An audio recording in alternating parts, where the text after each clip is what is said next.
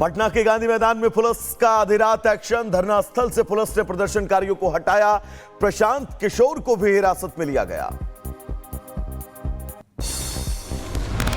आज पूरे बिहार में चक्का जाम करेंगे अभ्यर्थी, छात्र संघ का यह ऐलान।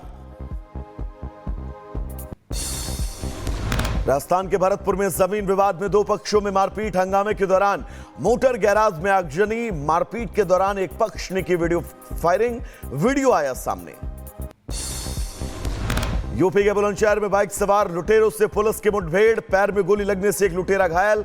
मुठभेड़ के बाद पुलिस ने 3 लुटेरों को गिरफ्तार भी किया।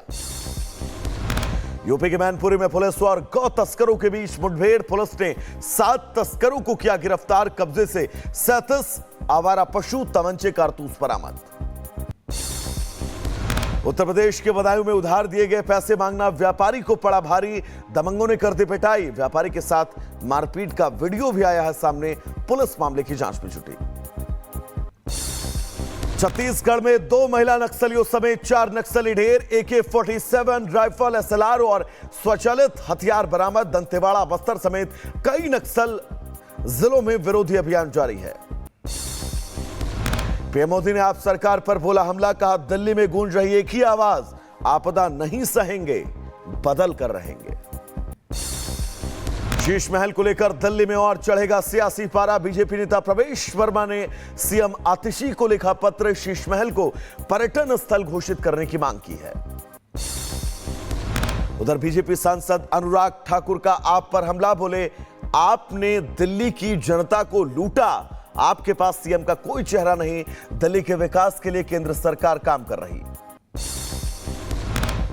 अरविंद केजरीवाल जी तो भ्रष्टाचार का एक उदाहरण बनकर रह गए और आम आदमी पार्टी के पास कोई मुख्यमंत्री का चेहरा भी नहीं है। कौन है आम आदमी पार्टी का मुख्यमंत्री का चेहरा? कोई नहीं है। उधर दिल्ली के बीजेपी उम्मीदवार रमेश बिदोड़ी का प्रियंका पर आपत्तिजनक बयान। कांग्रेस के ऐतराज पर कहा लालू ने भी की थी हेमा मालिनी पर टिप्पणी। विवाद बढ़ने पर माफी भी मांगी। नीतीश कुमार पर लालू परिवार में अलग अलग राग। तेजस्वी ने नीतीश कुमार पर साधा निशाना। मीसा भारती का बयान, लालू और नीतीश इशारों में करते हैं बात। तेजस्वी को नीतीश ने स्थापित किया। मणिपुर में सेना और पुलिस को बड़ी सफलता। पहाड़ी और घाटी क्षेत्रों से 42 हथियार, गोला बारूद और युद्ध सामग्री बरामद। भारत ट्रेनिंग के लिए नहीं आएंगे 50 बांग्लादेशी जज। यूनुस सरकार ने रद्द किया कार्यक्रम। रिश्तों में तल्खी के बीच यूनुस सरकार का फैसला।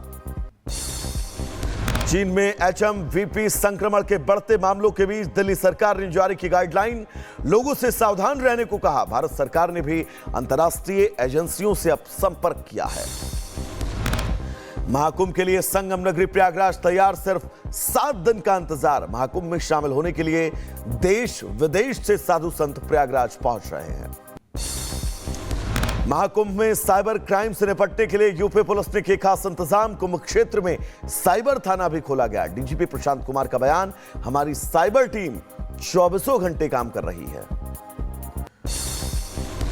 कुंभ नहान की व्यवस्था पर सपा विधायक के बिगड़े बोल। ठंड में महाकुंभ में डुबकी लगाकर आदमी मरेगा क्या? कुंभ में काम दिखाकर पैसा सिर्फ लूटा जा रहा है। मुसलमानों के कुंभ में एंट्री बैन पर सपा विधायक ओम प्रकाश सिंह बोले मुसलमान चाहेगा तो मैं साथ लेकर नहाने जाऊंगा। मुसलमानों को कोई नहीं रोक सकता। यूपी के सीएम योगी आदित्यनाथ का बड़ा बयान। कहा मेरा अपना कुछ नहीं, राष्ट्र धर्म सर्वोपरि। जहां दंगा फसाद वहां नहीं हो सकता है विकास। महाकुंभ के आयोजन पर बोले सीएम योगी महाकुंभ में 40 करोड़ से ज्यादा लोग आएंगे। महाकुंभ को लेकर तैयारियां जारी हैं। महाकुंभ के आयोजन में 40 करोड़ लोग आएंगे। सब कुछ काम अपने आप ऑटो मोड पर चलता हुआ दिखाई दे रहा है। मौलाना शहाबुद्दीन पर भड़के परमहंस आचार्य बोले 24 घंटे के अंदर माफी मांगे। सनातन सबसे प्राचीन धर्म गजवाए हिंद सिर्फ सपना रह जाएगा। कि जब इस्लाम पैदा नहीं हुआ था उसके पहले से, उसके हजारों करोड़ों वर्ष पहले से ये महाकुंभ सनातन संस्कृति का महापर्व चलता आ रहा है। और ये भूल जाएं कि इनका गजवा हिंद का सपना साकार होगा। गजवाए हिंद सपना सपना रह जाएगा। उधर उत्तर प्रदेश के फिरोजाबाद में मुस्लिम बस्ती में कई सालों से बंद पड़े मंदिर के ताले खुले। हिंदुवादी संगठन ने मंदिर का ताला खोला। दीवार पर खुदी हुई हनुमान जी की खंडित मूर्ति मिली। यूपी के एटा में मंदिर निर्माण के लिए नींव खुदाई में मिला सैकड़ों फीट गहरा प्राचीन कुआं। हजारों लोग कुएं को देखने के लिए वहां पर पहुंच रहे हैं। महाकुंभ की जमीन पर वक्फ बोर्ड के दावे के बाद साध्वी ऋतंभरा का बयान। बोली, वक्फ बोर्ड ने जो जमीनें अवैध रूप से कब्जाई हैं वो सब सरकार की हो जानी चाहिए। कुंभ आयोजन पर बोले आचार्य सत्येंद्र दास, प्रयागराज का कुंभ प्राचीन है। वक्फ की जमीन की बात झूठी, मौलाना को मुंहतोड़ जवाब मिलेगा।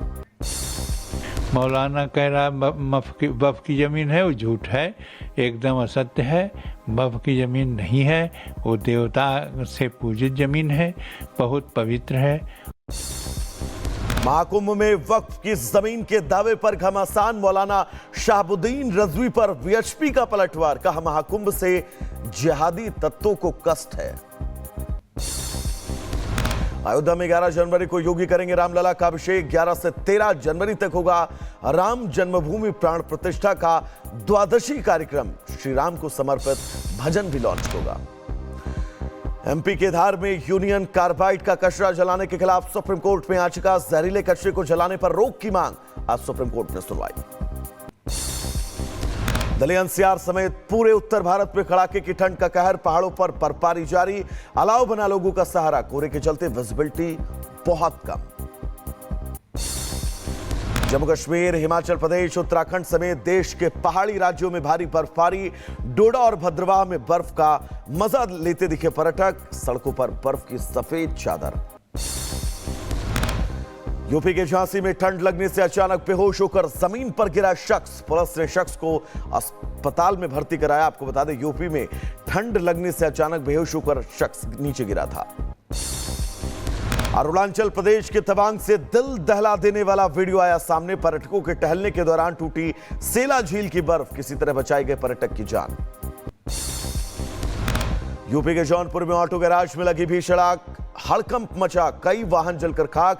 शॉर्ट सर्किट की वजह से लगी आग। तो वहीं यूपी के महोबा में सड़क हादसे में युवक की दर्दनाक मौत। एमपी यूपी सीमा विवाद में 4 घंटे सड़क पर पड़ा रहा शव। नाराज ग्रामीणों ने सड़क पर जाम लगाकर विरोध किया। यूपी के बदायूं में अज्ञात वाहन की टक्कर से बाइक सवार 2 लोगों की मौत, 1 जख्मी। पुलिस मामले की जांच में जुटी। उत्तर प्रदेश के बहराइच में तेंदुए का आतंक। खेत में काम कर रहे किसान पर हमला। गंभीर हालत में अस्पताल में भर्ती।